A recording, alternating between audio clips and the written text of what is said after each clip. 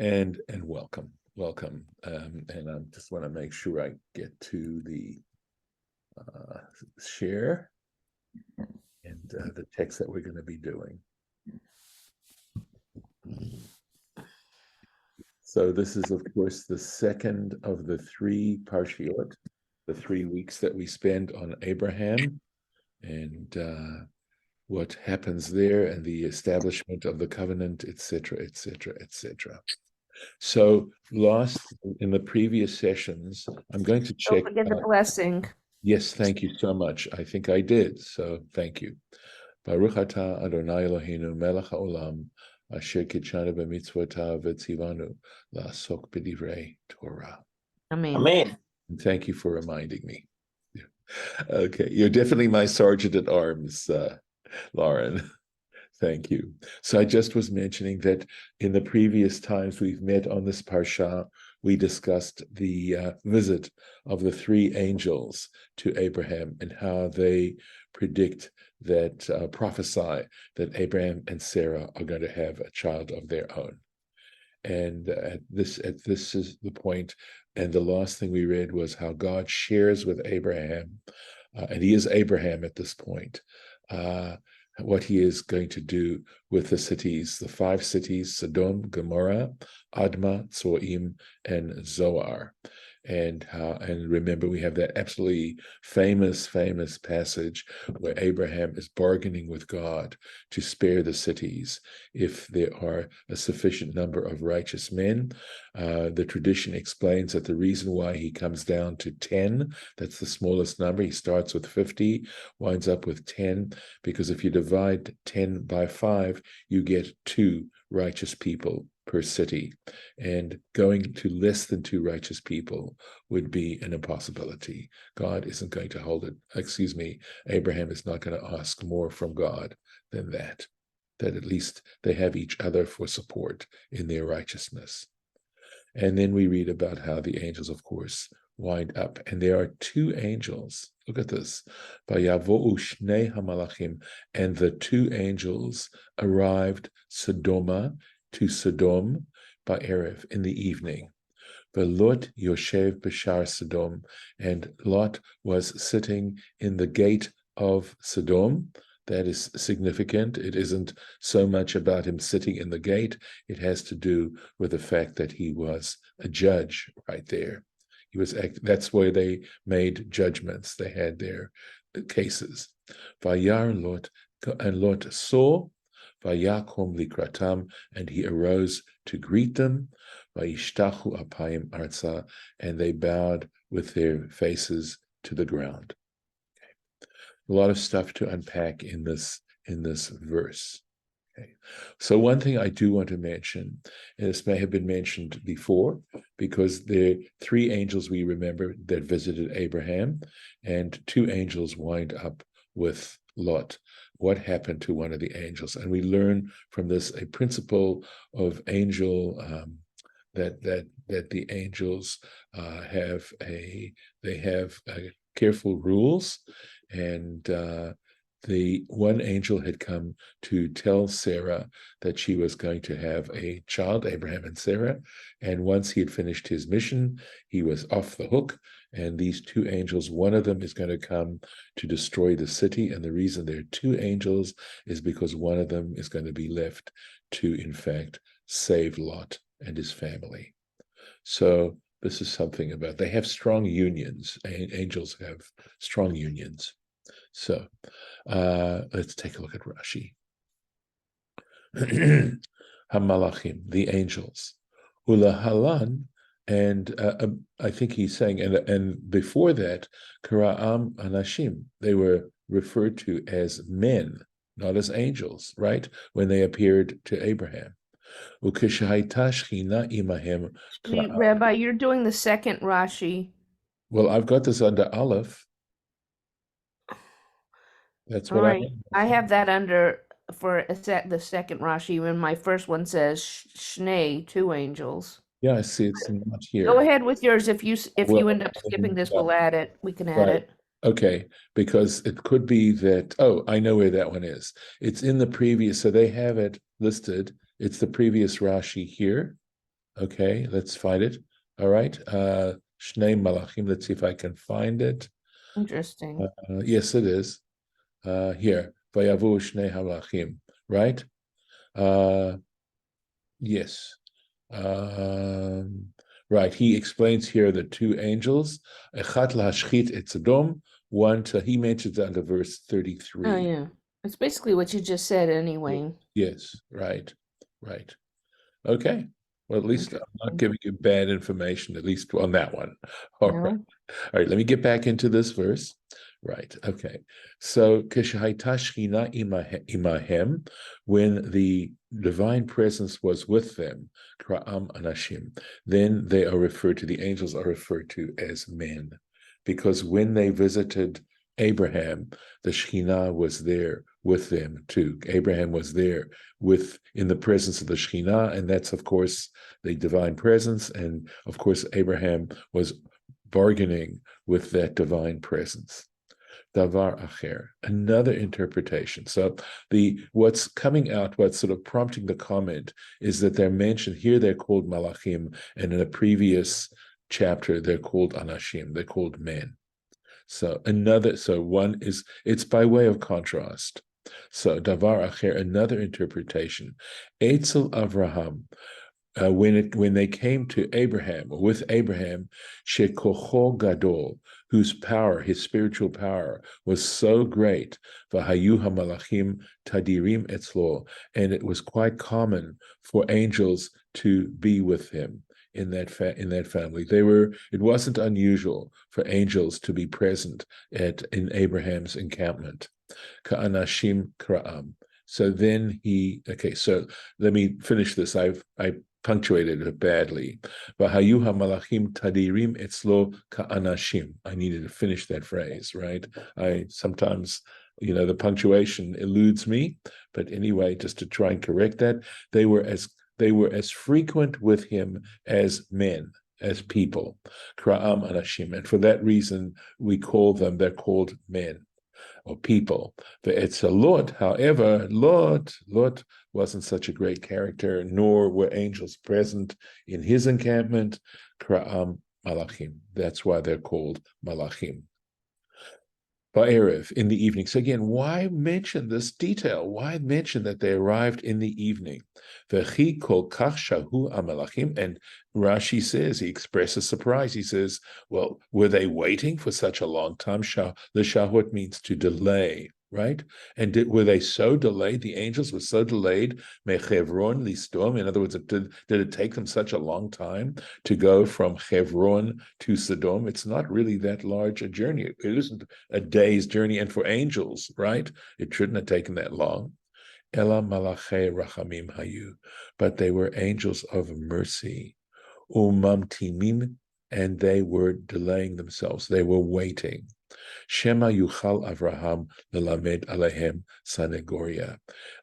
In case Abraham was capable to defend, sanegoria is defense, to teach regarding them, sanegoria, defense. So alehem, of course, sounds like it's referring to the angels, but it could possibly also refer to the people of Sodom. My instinct is to say it's got to refer back to the most recent subject. In other words, possibly not that they needed a defense, but that they themselves, right, could avoid having to bring this to Sodom.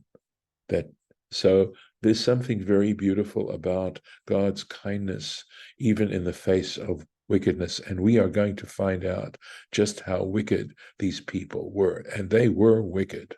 And Chabad says that Abraham was defending the cities. Right. So they're saying Alehem, referring to the cities. Okay. Yeah. It certainly could be that. It just, the way the sentence flowed, it's tough to understand it that way, but it makes sense. For Lot Yashav Bishar Sodom. So and Lot was sitting in the gate of Sodom. Okay, so it says Yashav, but if we look at the pointing, let's take a look, we see that it's Yoshev. right? Even though the way there's no vav here, but that's the tradition. Velot yoshev. So in other words, it's not a past tense, it's not a perfect tense, it's imperfect, right? Is sitting, something like that, right? So he's pointing that out. Rashi's pointing that out to us. And here it says, let's find it here. Yoshev Ketiv. It says Yashav. It's written as Yashav, but we pronounce it as Yoshev. So here's the interpretation.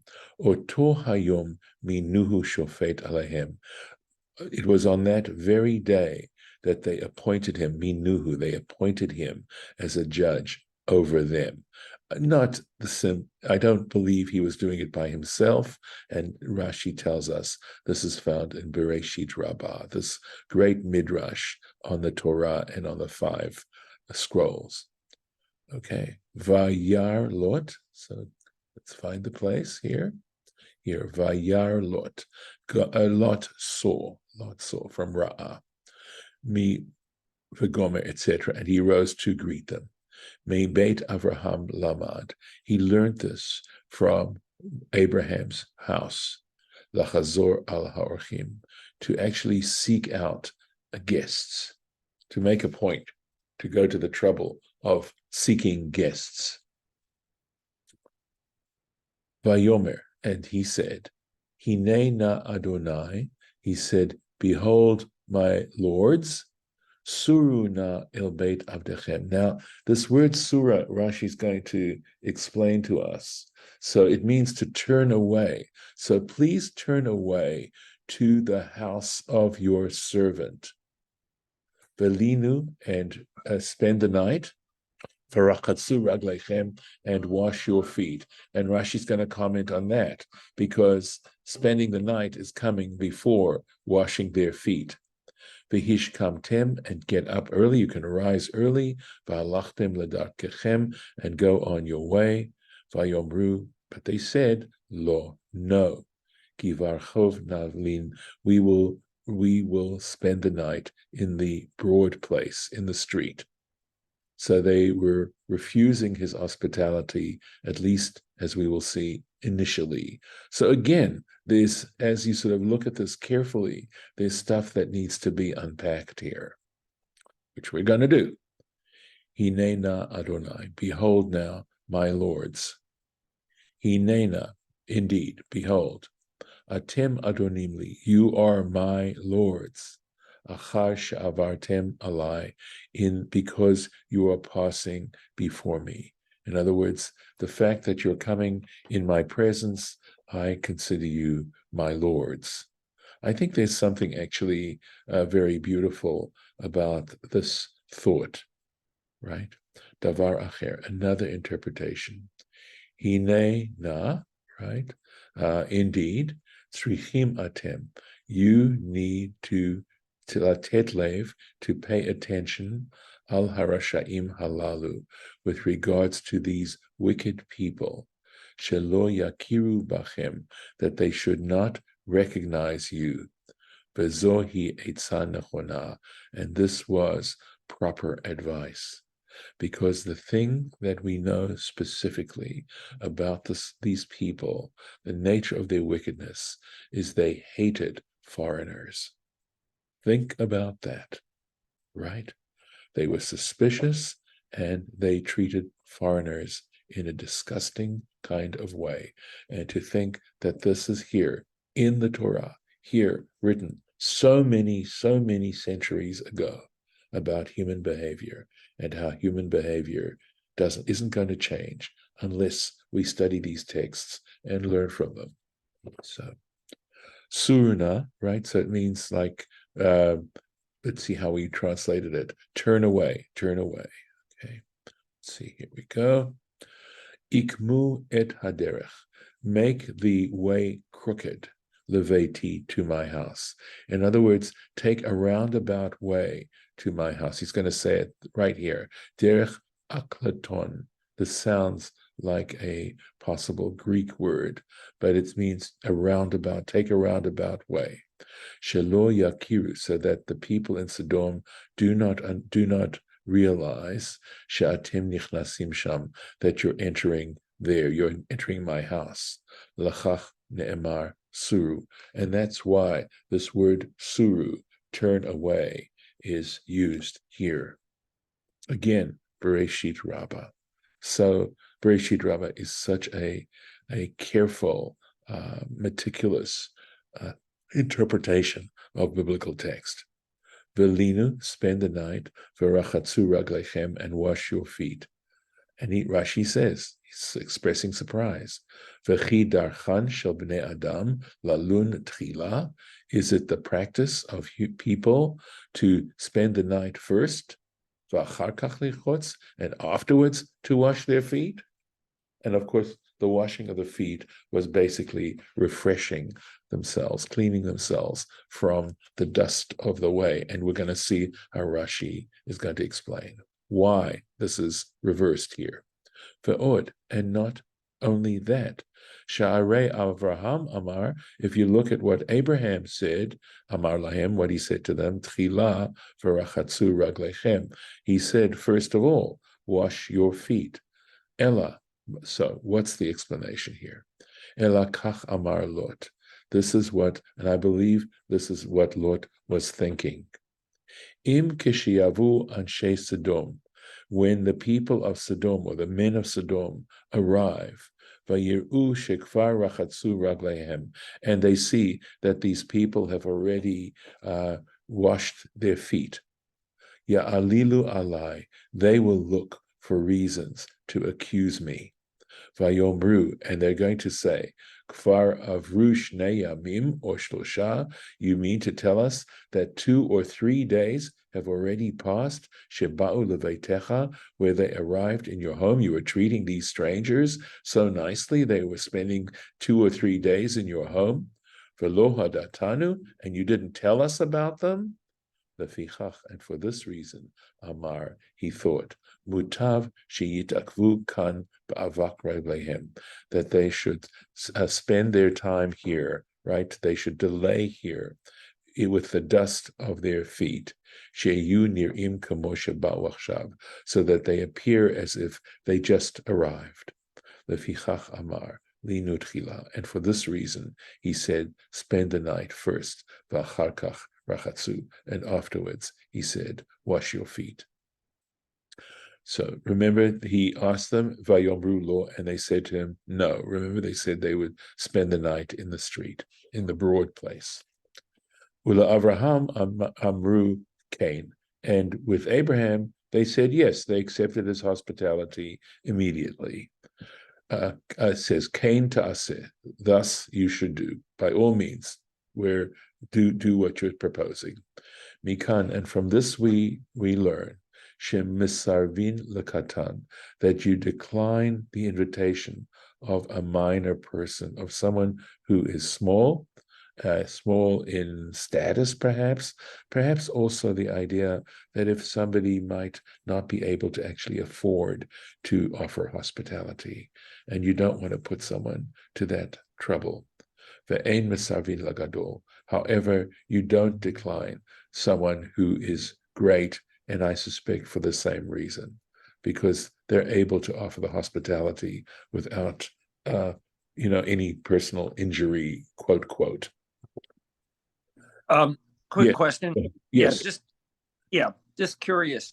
So even if they stayed and then washed their feet, based on this explanation, they would still, the other people would still be asking, okay, they washed their feet, so they've already stayed with him, one way or the other. So I don't, or unless it means that they washed their feet after meeting with other people. I think that's anyway. Yeah, I think that's a simple answer. Yes. No, I mean, your point is well taken. And I think the point is that, as you'll see, these people showed up like right away. Okay. Okay. So when they showed up right away and they had seen that their feet were washed, Alilah is a pretext. Okay. That's what a Alilah is it looking for a pretext. Okay. Yeah. In other words, if they wash their feet, they would say, oh, these people have been with you 2 or 3 days. Not that they'd really been with them 2 or 3 days, but it's a way of finding a pretext. So the assumption is that they would spend the night, meet with the other people, and then wash their feet after that, right? Yeah, So they're correct. to avoid all the. Oh, okay, Right. got it. Yeah.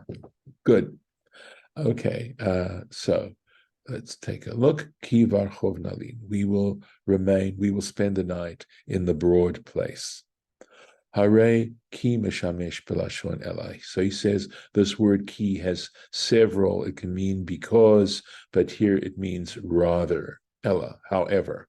Here it is understood, this word ki, this utility word, she'amru, they said, lo nasur el beitcha, we will not turn aside into your house, or go in a roundabout way to your house, ela barchov shel ir nalin, but we'll spend the night in the broad place of the city, outside, in other words, right, in the street.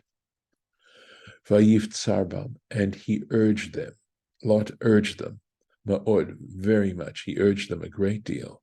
Vayasuru elav, and so they turned aside, turned away to him. They did this. Vayavo el beito, and they came to his home. Vayas lahem mishpteh, and he made a feast for them. Umatzot afa, and he baked matzot. Vayochelu, and they ate. They ate these meat matzot, etc. So take a look. Vayasur elav, ikmu et haderech. So in other words, they went in a roundabout way, letzad beito, to the side of his house. In other words, to where his house was. Umatzot afa, that detail that he baked matzahs, Pesach haya. It was Pesach. So, in other words, this we could say that the three strangers, the three angels visited Abraham on Pesach, all right, and also that the announcement of Isaac's birth was on Pesach, and the tradition is that he was born on Rosh Hashanah, so the gestation, the pregnancy, was about 7 months, which I understand is possible. This is mentioned in text quite a bit. Let's keep going. Look at what happens here.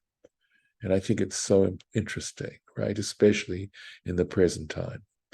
Terem yishkavu, before they even had a chance to lay down, v'anshe ha'ir, and the men of the city, anshe Sodom, the men of Sodom. Rashi's going to mention, why does it mention this twice, right? Keep going. Nasabu al habayit. They gathered around the house. Minar v'ad zaken, from the youth up until the elderly, from the youth to the elderly. Kol ha'am, the entire people, all the inhabitants. Mikatse means from the edges. But Safaria, I think, gives a very nice interpretation and says without exception, and that is going to be reflected in the Rashi as well. Okay, so we'll do the comment on this. Here we are. Vayasuru elav. Oh, sorry, we had that. Terem yishkavu v'anshe ha'ir anshe Sodom. Before they even had a chance to lie down, the men of the city, the men of Sodom. Kach nidrash beVereshit Rabbah. This is the way this is interpreted in Bereshit Rabbah. Terem yishkavu, before they lay down. V'anshe ha'ir hayu befihem, and it says they were, literally it means the men of the city were in their mouths, shel malachim, of the angels. And again, Safaria, I think, gives a beautiful interpretation. It says they were the topic of conversation. As you'll see, this is going to be done, Rashi's going to support that interpretation, right? That they were discussing the men of the city with Lot. Shayu shu'alim lelot, because they were inquiring of Lot, ma tivam, what is the nature of these people? Uma sehem, what kind of activities are they engaged in? In other words, we were told they were wicked, but what are we talking about? What's their characters? What do they do? Vahu omer lahem, and he says to them, Rovam rishayim, most of them are wicked. Odam medabrim ahem, and they were still discussing them, v'anshe Sodom, and at that point, the men, while they were even discussing, right, the men of Sodom, etc. Upshuto, and the simple explanation, the literal explanation of this is Shel Mikra, of the scriptural verse, for Anshe Ha'ir, that is to say, the men of the city, Anshe Rasha, these wicked people, Nasfu al Habayit, they gathered around the house, for Al Shayu Rushaim, and because they were wicked, Nikraim Anshe Sodom, they were referred to as the men of Sodom, because Sodom had this terrible reputation, and calling them people of Sodom was the same as calling them people of wickedness, wicked people. Kemoshe Amar Hakatuv, as we see later on in the scriptural text, va'anshe Sodom ra'im v'chataim, and the men of Sodom were wicked and sinful. Kol ha'am mikatze, so all the people from the edges, literally is what it means. Miktsei ha'ir ad hakatze, in other words, from one edge of the city to the other edge of the city, right? So, without exception. She'ein echad mehem, this is it, that not even one of them, moche beyadam, resisted, right? No, they all agree this is what they needed to do. And I cannot help thinking about some of the events that are taking place these days. She'afilu tzaddik echad ein bahem, because there wasn't even one righteous person among them. So, very interesting that we are reading this material at this particular moment. Let me find, there it is. And I want to mark the place. We'll continue. Sorry, let me see if I can get this over. There we go. And we will start here tomorrow. Why did Lot say most of them were wicked if there was not one righteous person? So that's a good question. Exactly how one might answer that. I guess there are a couple of things. One is that from his perspective, if he had said they're all wicked, what would that have been saying about him? Right? And the fact that they had elected him as a judge, which, by the way, you're going to see an interesting statement in a little bit about that. The other piece, which is a little bit more complimentary, is that even though they may have all been wicked, it wasn't for him to say that. It isn't the right thing for him to say. So those are two thoughts. I don't claim they're compelling, but they are certainly explanations as to why he would not have said they're all wicked. Yeah, I like them both. Thank you. Okay. I was thinking along the lines of the second one, but the first one makes sense yes. also. All right. So with this, I'm going to stop the recording.